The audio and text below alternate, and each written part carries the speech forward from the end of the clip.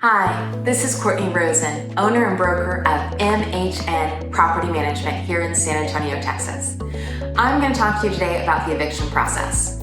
First, I'd like to let you know I'm sitting here and it is 2022, and since the beginning of 2020, and before, I can't remember our last eviction actually, we haven't really needed to evict anyone. And I've managed about 180 to 200 properties over that time period every year.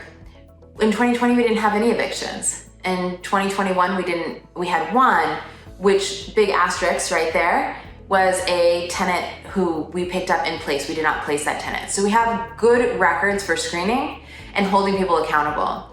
Part of the things too is that the city of San Antonio did an amazing job in getting the resources out to tenants who needed it. And we were able to have that good relationships with our tenants and connect them because they know that we're really here to help. So that's one. The best eviction is one you don't have to do. So we'll start with that. But what if you do get tenant eviction? What does that look like? So one is that we are always preparing the paperwork for that case, because we're very assertive and aggressive to make sure that tenants are following their lease and they understand that there will not be variance. And that includes doing late notices as soon as we can, putting a notice to vacate on the door, which we drive out. It's not a law requirement, but we do it because it allows us to file as effectively the next day if we choose to do so. So putting that notice on, and also if someone's not paying rent, I want someone from my team to put eyes on that property to see what's happening and talk to people and get that communication. Sometimes tenants are embarrassed that they can't pay. And really what we want is communication, we want a plan, and we want a payment. So we go that way. In San Antonio, in Texas, and again, there's gonna be a giant asterisk because the eviction laws through 2020 changed about once a week. And I do believe that some eviction laws, if you have a federally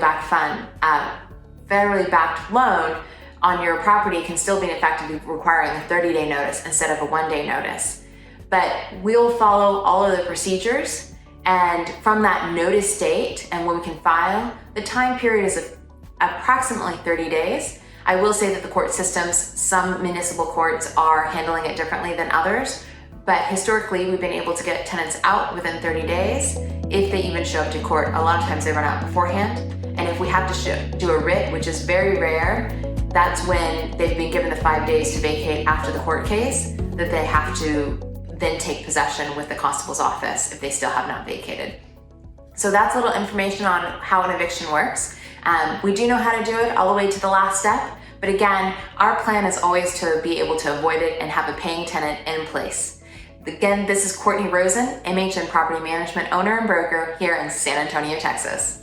Bye.